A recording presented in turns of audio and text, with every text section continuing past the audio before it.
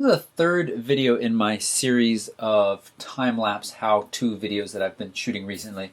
First one, I took you out to this pretty location called Moon Ledge and showed you how to shoot a time-lapse with a DSLR. In this case, I was using the 70D. Talked about the gear you need, the settings on the camera, some tips. In part two, we came back into Lightroom, edited those files. I had told the camera to shoot every 1 second, so we ended up with about 3,200 images. I brought those all into Lightroom. They were small JPEGs. I did not shoot RAW, but you could. You're going to be dealing with a lot of image, or a huge amount of data if you shoot RAW, but you could certainly do that. It gives you a lot of latitude for editing, and we'll talk more about that at the end of this video. But I just shot JPEG. Looked at how we could easily edit all of those quickly in Lightroom, because that's one of the things that Lightroom really excels at. And then drop them into a program. I'm using a Mac, so drop them into a program called Time-Lapse Assembler, which does just that. It takes a bunch of files and assembles them into a time-lapse video and spits out a movie file. Now I thought it would be fun to take a few moments and show you what you can do with those video files in a video editor. Real simple. Going to keep this very simple and try to keep it very short. And one thing to know is once you have those movie files from Time-Lapse Assembler, you could just throw them online, straight into YouTube, use YouTube's soundtrack editor to put in some soundtrack. And you know, time lapses often do look best with some kind of soundtrack to them. And that's it. Be done with it. But if you have a video editor available to you, or if you have some other software that I'll talk about at the end of this video, you can make your time-lapse look just a little bit more special. So first thing I need to do, I've already got an event library over here and called it Time-Lapse Part 3. Oh, what happened to it? Alright, so I have my 3 files that I've already imported into Final Cut. This is not going to be a Final Cut how-to, but really it's more of giving you an idea of what you can do with a time-lapse video and why you can do this with a time-lapse video. So these files are imported, and now I need a project where I can dump them. So I'm going to come up here and say File, New Project. Now, typically I leave this set based on first video clip, the video properties. And most of the time that's because I'm shooting these videos here. You can see where I'm shooting at 24 frames per second. And at 1920 by 1080. And so then my project picks up from the first clip I drop onto it, those properties, 24 frames a second at 1920 by 1080, and everything's good. In this case though, I may be dragging a file onto here that is different size than 1920 by 1080. In fact, it's very likely because I did not crop these in Lightroom. I purposefully let them to be that aspect ratio that's coming straight out of the camera. And I didn't resize all of the different videos, so we'll look at that. So I want to say custom, and I want to make sure that it is my 1080p by 1920. You could go larger, 2K, 4K, 5K. Not a whole lot of people are going to be watching those, but you could do it. And that's just time-lapse Moon Ledge. Okay. I don't care about audio render properties and things like that. Now that we have our space, but before we drag stuff down into it, let's click on our different files that we have here. One, we're going to ignore that this came out at 1 frame per second. I'm not sure how that happened, but it is interesting to let you know that it is 53 minutes long. So that is playing back in real time, because if you remember, I said I shot this at 1 frame every second, and 53 minutes and 26 seconds of shooting. And if you played it back, it would be pretty boring. But this is 1920 by 1280, so you notice it's just a little bit different in size. I'm going to drag this down onto the workspace. I really should have just dragged part of it since it's huge. Let's do that real quick. I don't need all of that because that is going to cause the computer to try to... Now it looks the same to you, but it's much shorter. I just dragged 3 minutes on here, so it's not going to have so much an issue. Now, here it is sitting on the timeline or in the space. This black area would show up. So we would have this kind of letterboxing on the left and the right. Really not ideal. If we go into video and we go down here, we can say spatial conform. Right now we have fit the whole thing in here. We can say fill, and now it's going to increase its size a little bit. If I click these handles, you can see that stuff is hanging off now. Or we could say none, and that's actually going to look the same in this case. So there. We lose a little bit of our top and the bottom, but we get rid of those black letterboxes on the left and the right, which is ideal. All right. So that's good. And then we can hit play and, oh right, this is the one that's 1 frame per second. So that's pretty boring. Let's get rid of that. Let's go up here to this moon ledge full and look at what its size was. 1750 by 1172. I don't know how this one came out this size, but we're going to use it as an example as well. So I dragged the whole thing down. Notice that running at 24 frames per second, same amount of images as the other one, we are out at what, 2 minutes and 13 seconds. And it got dark quick too.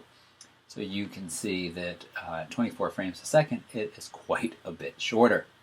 Now, very similar to the other. We got our black borders on the left and the right. We go to video, we go down to spatial conform, we can say none, and it gets a little bit bigger, but it's not as big as we want. So we could say fit, and fill, and now it's going to fill that space. Are we going to lose quality by blowing it up to this amount? Not really. This is pretty forgiving at 1080p. It certainly isn't going to be absolute perfect, but it certainly is acceptable to do this. But because we shot small JPEGs on the 70D, or because I did, you can, if you didn't resize them, export at a much larger size. Look here, we got 2700, so this is 2K by 1824. Now I'm going to bring this one down. And again, by default, when we drop these things on here, they want to fit, and we want to say none. Look at all of this extra that we have to work with. Now we could come up here, or we could simply say fill, and then it's going to shrink it down and be very similar to the other one, but there is more detail in this image now. Or, this is where we gets a little bit exciting, we could simply start over here on the left-hand side. Well, actually, before I move it around a little, let's just hit play real quick and just see what it looks like. Maybe up here we'll say fit so we can see a little bit more of it. Right now it looks pretty rough. You can see this orange line across the top. It hasn't rendered this yet. I can pause this and we can sit still for a minute and let it render, and it will look a good bit nicer. All right, so that's rendered out. And let's hit play now. We can see that looks quite nice. Still not terribly exciting though. So, what I want to show you that you can do, because we have so much extra space, let's zoom back out a little bit and see this extra space, is we can do a little bit of panning, maybe a little a la Ken Burns, but instead of a flat image that we're panning across this time lapse.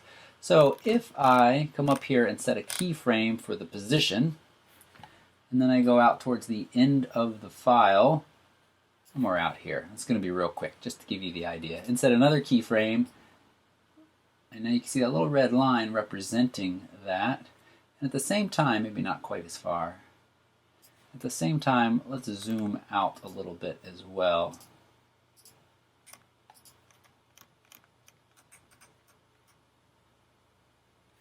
And maybe not so far. Okay, now let's see what that does.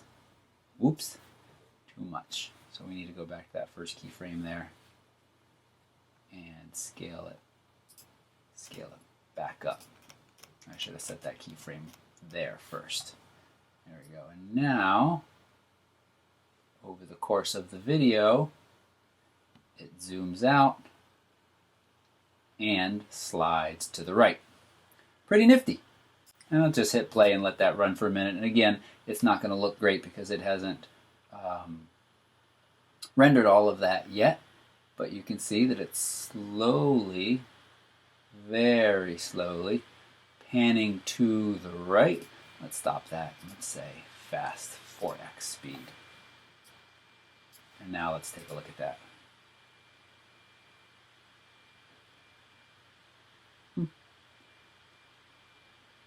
There we go. We have some motion, all done in the software. Now, if you think that looked like, if you think that looked like a lot of work, and it may have looked like a lot of work, there is this pretty nifty software called Lapse 360. Free download for Mac and Windows. There is some limitation to the free version, but it allows you to do just this. So go check these guys out.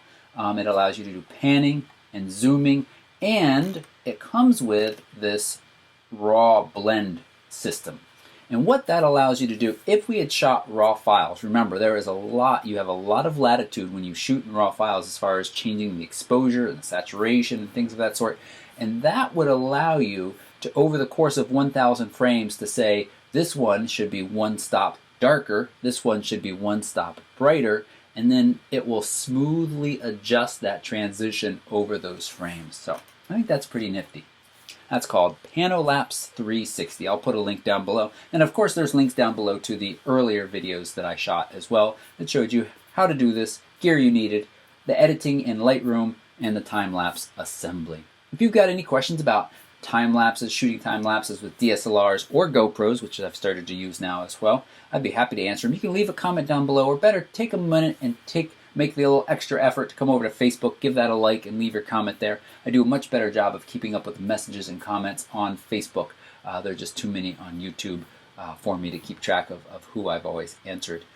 All right, thanks so much for watching, and if you haven't already, please subscribe.